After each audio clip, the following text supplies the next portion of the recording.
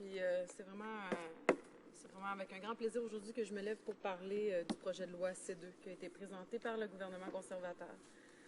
D'emblée, Monsieur le Président, j'aimerais vous mentionner que moi, comme tous mes collègues néo-démocrates en cette Chambre, nous allons voter contre le projet de loi C2. Pour commencer mon allocution, j'aimerais ça, en fait, me baser surtout vers un document qui est fort instructif, qui regroupe beaucoup d'études scientifiques et qui a été fait par Richard Lessard et Carole Morissette en 2011 concernant, en fait, une demande de la communauté métropolitaine de Montréal pour un site d'injection supervisée. Donc, le document s'appelle « Vers un site d'injection supervisée ». Rapport de l'étude de faisabilité sur l'implantation d'une offre régionale de services d'injection supervisés. C'est un document qui est fort intéressant, qui parle entre autres de ce qui se passe à travers le monde, parce que comme vous le savez, Monsieur le Président, il y a plus de 80 pays à travers le monde qui ont des sites d'injection supervisés. Ils sont subventionnés parfois par les produits de la criminalité, parfois qui ont été pris par le gouvernement, parfois directement par le gouvernement lui-même. Donc, c'est extrêmement intéressant, ce document-là. Et si vous me permettez, j'aimerais ça commencer tout de suite en citant ce document. Donc, un service d'injection supervisé est un service à caractère médical et infirmier en réponse à la maladie qu'est la toxicomanie.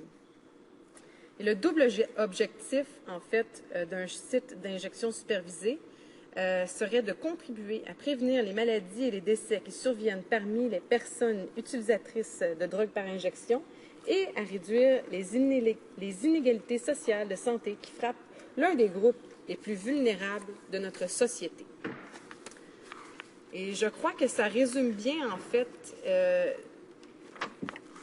pourquoi, en fait, les questions de sites d'injection supervisés étaient auparavant liées au comité de la santé et qui sont, en fait, encore représentées actuellement par la ministre de la Santé. Par contre, pour une raison qui m'est totalement inconnue, ce projet de loi-là va se retrouver en sécurité publique. Donc, c'est une question, en fait, qu'il faudrait que les conservateurs nous donnent un petit peu plus de jus là-dessus, parce que toutes les réponses qu'ils nous donnent, le ministre en charge, c'est tout relié à la santé. J'aimerais soulever, Monsieur le Président, en fait, les avantages qui sont documentés par un service tel qu'un site d'injection supervisé. Donc, outre Insight, dont les résultats ont servi d'assise à la décision de la Cour suprême, on retrouve plus de 90 sites d'injection supervisés dans le monde, répartis dans plusieurs pays d'Europe, au Canada et en Australie. Bien qu'il existe une variété importante de modèles, on reconnaît généralement que le service offre les avantages suivants. Il réussit à joindre les personnes les plus marginalisées, dites à risque élevé. Il contribue à prévenir les surdoses et les décès qui y sont liés. Il agit comme facteur de protection en offrant du matériel stérile d'injection et un lieu sécuritaire, en enseignant les pratiques d'injection à risque réduit et contribue ainsi à diminuer les épidémies de VIH et l'hépatite C. Il ne favorise pas l'initiation de l'injection, comme certains collègues de l'autre côté de la Chambre essaient de nous dire. Il contribue à stabiliser l'état de santé des usagers en offrant d'autres services tels que le dépistage du VIH et du virus de l'hépatite C, la vaccination, les soins primaires et l'orientation vers les programmes de désintoxication ou le traitement à la dépendance ou de substitution. Il réduit la pression exercée sur les services d'urgence, comme le transport ambulancier ou les hôpitaux, en favorisant une prise en charge des surdoses sur les lieux. Et finalement, il atténue les impacts négatifs sur l'ordre public en réduisant la consommation dans les lieux publics ainsi que les nuisances qui y sont associées. Par exemple, des seringues traînent par terre. Il n'augmente pas les délits liés à la consommation de la drogue. Et ça, Monsieur le Président, c'est prouvé dans plus de 90 sites d'injection supervisés à travers le monde. Donc, on n'essaye pas de nous faire des petites peurs et de nous faire croire des choses de l'autre côté de la Chambre. Monsieur le Président, moi, je représente une région, en fait, un petit peu particulière. C'est l'île de Laval, qui est dans la communauté urbaine de Montréal. Et puis, chez nous, on subit beaucoup d'étalement urbain. Montréal est très urbaine, mais Laval, qui est tout à côté, commence à s'urbaniser beaucoup. On a, depuis quelques années, entre autres, des stations de métro qui viennent jusque chez nous, donc qui s'en vont directement sur l'île de Montréal. On a plusieurs poches de quartiers pauvres qui s'étendent sur la rive de la rivière des Prairies, qui sont très, très proches, en fait, de l'île de Montréal. Donc, le déplacement se fait quand même assez bien de Laval vers Montréal. Et selon les données de la Direction de la santé publique de Laval, chez nous, c'est environ 4000 personnes qui s'injectent des drogues sur l'île Jésus, donc à Laval. C'est beaucoup de gens, Monsieur le Président. Avant, on pouvait considérer que c'était plus injection privée, si vous voulez. Donc, c'était plus une situation où est-ce que les gens s'injectaient à la maison. Maintenant, on constate un changement dans les dernières années. Et puis, c'est dû notamment à l'étalement urbain, mais on peut constater qu'il y a de l'injection qui se fait dans des endroits publics sur l'île de Laval. Moi, pour ma part, j'ai décidé de faire la consultation des différents organismes communautaires de Laval qui œuvrent dans le domaine, entre autres, pour les injections supervisées. Donc, j'ai contacté, entre autres, le TRIL, qui est le travail de rue de l'île de Laval, et SIDAVI Laval, qui œuvre beaucoup dans ce domaine-là. J'aimerais ça en citer un des deux durant mon discours. J'ai parlé avec SIDAVI Laval dernièrement. Puis, eux, en fait, sont d'accord avec la position des néo-démocrates, s'opposent complètement au projet de loi C2. Et puis, j'aimerais ça vous lire ce qu'ils m'ont envoyé aujourd'hui par courriel. Et je les cite ici, Monsieur le Président. Les impacts sur la santé des gens fréquentant les centres réduisent effectivement les risques de transmission du VIH et ou du virus de l'hépatite C. Le fait d'être accompagné diminue le risque d'overdose et ou de cotton fever. Nous savons qu'à moyen et long terme, les gens améliorent leur qualité de vie et diminuent ou arrêtent la consommation.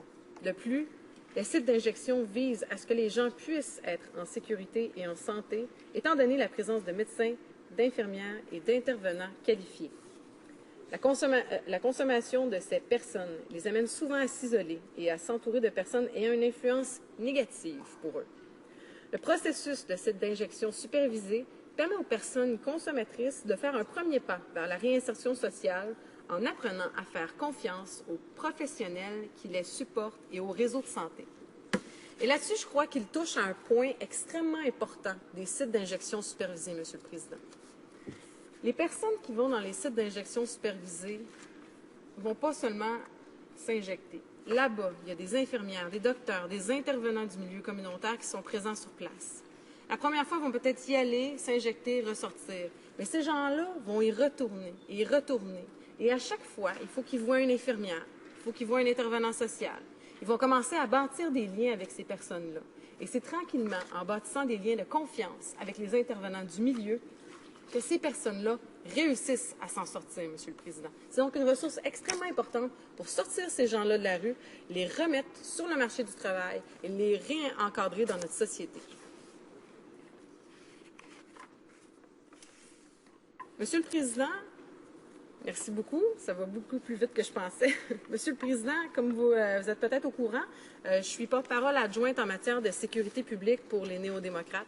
Donc, pour moi, la sécurité publique dans nos rues, c'est extrêmement important.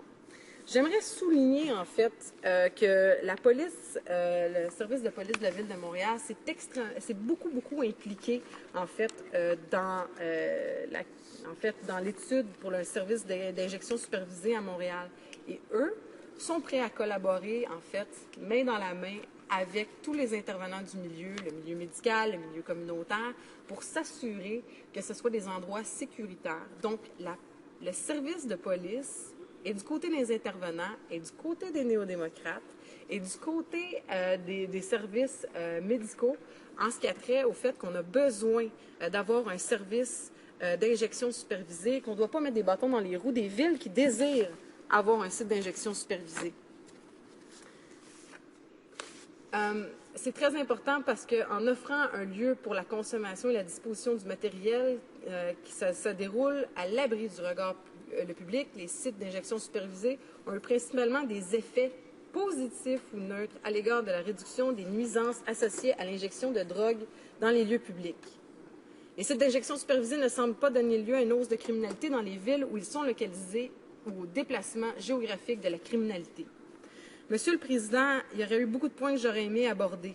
dont, entre autres, l'impact positif sur la violence qui est faite aux femmes. Entre autres, des commentaires des agents des services correctionnels.